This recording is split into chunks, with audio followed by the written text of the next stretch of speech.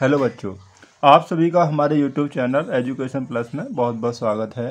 तो इस वीडियो में हम कक्षा 10 गणित की प्रश्नावली 7.3 निर्देशांक ज्यामिति का प्रश्न संख्या 3 हल करेंगे।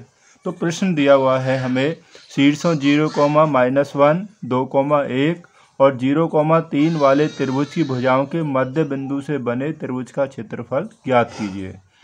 इस क्षेत्रफल का दिए हुए त्रिभुज के क्षेत्रफल के साथ अनुपात भी ज्ञात कीजिए। तो त्रिभुज के शीर्ष हमें दिए हैं 0,-1, 2,1 तथा 0,3। देखिए इस तरीक़ा से ये हमें एक त्रिभुज दिया हुआ है। ये हम मान लेते हैं ए, बी और सी। ये एक त्रिभुज है जिसके शीर्ष ये हमें दिए हुए हैं। अब यहाँ पर जो दिया हुआ है क्वेश्चन में, त्रिभुज की भुजाओं के मध्य बिंदुओं से बने त्रिभुज का क्षेत्रफल ज्ञात कीजिए। अब देखिए ये भुजाएं हैं, तो ए बी का मध्य बिंदु हम मान लेते हैं कि इसका मध्य बिंदु ये पी हो गया, और इसका मध्य बिंदु यहाँ क्यू मान लीजिए, और इसका मध्य बिंदु हो जाएगा पी क्यू, और यहाँ मान लीजिए आर। ये तीनों इसके मध्य बिंदु हैं, और इनसे जो मिलने पर जो बनेगा, इनको त्रिभुज जो बनेगा वो हो जाएगा पी क्यू आर। तो पहले हम भुजाओं ए बी, बी सी और सी ए के मध्य बिंदु पी क्यू और आर ज्ञात कर लेते हैं। तो देखिए ए बी का मध्य बिंदु P बराबर, तो मध्य बिंदु होता है x1 प्लस x2 बटे 2 और y1 प्लस y2 बटे 2। ये होते हैं मध्य बिंदु के सूत्र। अब हमारे पास x1 y1, देखिए x1 y1 और x2 y2, ये P के लिए हो जाएगा। तो यहाँ मैंने निकाल लेते हैं। तो x1 यानी कि 0 प्लस x2 बटे 2, y1 प्लस y2 बटे 2। तो यहाँ कितना हो जाएगा, ये 2 हो जाएगा, 2 बटे 2, और ये प्लस माइनस के तो ये कट जाएंगे, 0 आ जाएगा, कुछ नहीं बचेगा, बटे 2। तो ये हो जाएगा, 2 से 2 कैंसिल हो गया, तो यहाँ कितनी बार हो जाएगा, 1 बार। 1 कॉमा इसमें करेंगे तो ये 0। तो यानी कि जो P के जो निर्देशांक हो जाएंगे वो हो गए हमारे पास 1,0। ये हो गया 1,0। इसी तरीक़ा से हम देखिए अब बी सी का मध्य बिंदु Q निकाल लेते हैं। बी और सी का मध्य बिंदु Q। तो बी सी का मध्य बिंदु Q बराबर, सूत्र वही हो जाएगा x1 प्लस x2 बटे 2 प्लस y1 प्लस y2 बटे 2। बी और सी के निर्देशांक मैंने यहाँ पर लिख लिए हैं सुविधा के लिए। तो x1 प्लस x2 यानी कि 0 बटे 2, y1 प्लस y2 बटे 2। पहले बिंदु x1 y1 और दूसरे x2 और y2 होते हैं। तो ये कितना हो जाएगा, ये 2 बटे 2, और यहाँ पे कितना है, 3 और 1 4 बटे 2। तो 2 से 2 कैंसिल हो जाएगा एक बार, और 2 से हो जाएगा ये 4 कितनी बार, 2 बार। तो ये कितना आ गया, 1,2। तो जो हमारा जो Q है, तो Q के निर्देशांक हम लेंगे कितना, 1,2 हो गया।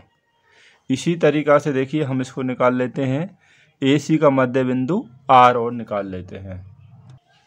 तो सी ए का मध्य बिंदु R बराबर, सी और ए के निर्देशांक हमारे पास ये हो गए। तो x1 यानी कि 0 प्लस x2, ये भी 0 है, बटे 2, y1 प्लस y2 यानी कि -1 बटे 2। तो ये 0 हो गया, 0 बटे 2, और यहाँ पे कितना हो जाएगा, 2 बटे 2, क्योंकि 3 में से -1 करेंगे तो यहाँ पर 2 ही बचेगा। देखिए यहाँ पर 0 हो जाएगा, और 2 से 2 कैंसिल हो जाएगा 1 टाइम्स। तो जो R के निर्देशांक हो गए 0,1। तो देखिए R ये हो गया 0,1। अब हमें त्रिभुज पी क्यू आर का क्षेत्रफल निकालना है। तीनों बिंदु हमें प्राप्त हो गए जो मध्य बिंदु थे। अब इस पी क्यू आर का क्षेत्रफल हम निकाल लेते हैं। अब देखिए त्रिभुज का जो क्षेत्रफल का सूत्र होता है x1 y2 माइनस y3। आपको बस इतना ध्यान रखना है, x1 y2 माइनस y3। अब यहाँ x1 के स्थान पर x2 आ जाएगा, 2 के स्थान पर यहाँ पर 3 आ जाएगा। यहाँ पर y2 के बाद y3 के बाद यहाँ 1 आ जाएगा, और यहाँ 3 है, 3 के बाद 1 और 1 के बाद 2, यानी कि 1 2 3, 3 के बाद 1 2 3 इस रूप में ये आता है। x1 y1, x2 y2, x3 y3। तो 1/2 x1 यानी कि 1, y2 माइनस y3, तो y2 माइनस y3 यानी कि 2 माइनस 1 प्लस x2 हमारे पास कितना 1, y3 minus y1 minus y1 यानी कि 0 plus x3 0, y1 minus y2। इनको बस आपको सावधानी से ध्यान से रख देना है और बस उसके बाद कैलकुलेशन अपनी कर देनी है। तो 1 गुणा यहाँ पर कितना बचेगा 1 आएगा, प्लस 1 गुणा यहाँ पर कितना बचेगा 1 होगा, प्लस 0 से किसी में मल्टीप्लाई करेंगे पूरे ब्रैकेट में तो वो 0 ही हो जाएगा।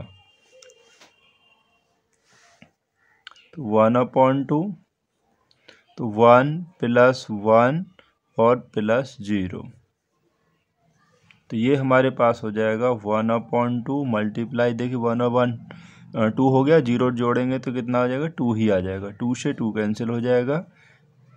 तो इसका जो एरिया है वो हो गया 1 वर्ग मात्रक। क्षेत्रफल हमेशा वर्ग में आता है, तो इसका क्षेत्रफल होगा PQR का क्षेत्रफल 1 वर्ग मात्रक। ठीक है। अब आगे हमें जो क्वेश्चन में दिया था कि इस क्षेत्रफल का, ये जो PQR का आया है, उस दिए हुए त्रिभुज के क्षेत्रफल के साथ अनुपात और ज्ञात करना है। तो हम जो हमारे पास जो त्रिभुज है ABC, ये वाला ABC, अब हम त्रिभुज ABC का क्षेत्रफल भी और ज्ञात कर लेते हैं। तो त्रिभुज ABC में A, B और C x1 y1, x2 y2 और x3 y3 हो जाएगा।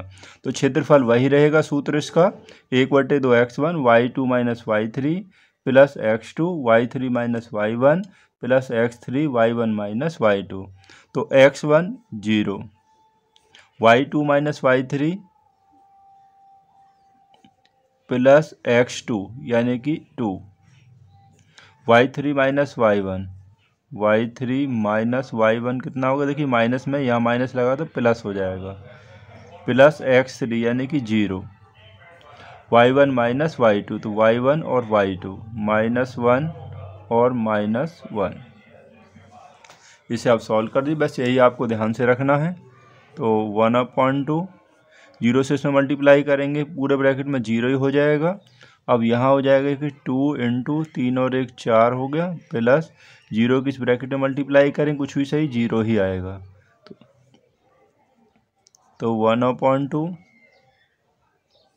तो 0 प्लस 4 दूनी 8 प्लस 0 में हम कोई भी नंबर प्लस करते हैं तो वही नंबर आता है। तो 1/2 यहाँ गुणा 8, 2 से कैंसिल कितनी बार हो जाएगा 4 बार। तो त्रिभुज ABC का जो क्षेत्रफल है वो आ गया हमारे पास 4 वर्ग मात्रक। इसका क्षेत्रफल हो गया 4 वर्ग मात्रक। अब एक बार क्वेश्चन को फिर से देखिए, यहाँ ये जो हमने क्षेत्रफल ज्ञात कर लिया, आगे लिखा हुआ है इस क्षेत्रफल का दिए हुए त्रिभुज के क्षेत्रफल के साथ, कौन से, उसका जो कि मध्य बिंदुओं से बनाने पर जो त्रिभुज आया उसके क्षेत्रफल का दिए हुए त्रिभुज के क्षेत्रफल के साथ अनुपात ज्ञात कीजिए। तो जो हमें पहले दिया है वो ऊपर आएगा अनुपात निकालते समय, और जो बाद में दिया यानी कि त्रिभुज जो ABC है वो नीचे आएगा, यानी कि क्षेत्रफलों में अनुपात। तो क्षेत्रफलों में अनुपात हो जाएगा त्रिभुज PQR का क्षेत्रफल बटे त्रिभुज ABC का क्षेत्रफल। बस यही आपको ध्यान रखना है, ABC का क्षेत्रफल कि जो पहले आएगा वो ऊपर आना है और जो बाद में है वो नीचे आना है।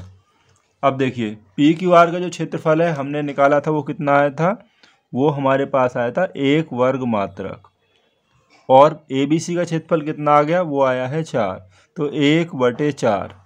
तो 1/4 का मतलब हो गया क्या, 1:4। अगर आप इसको उल्टा कर देते तो ये 4:1 हो जाता, जो कि गलत माना जाएगा। जैसा उसमें लिखा है जो पहले है आपको वही ऊपर लिखना है। क्वेश्चन काफ़ी अच्छा है, इस क्वेश्चन की आप तैयारी अच्छी प्रकार से कर लें।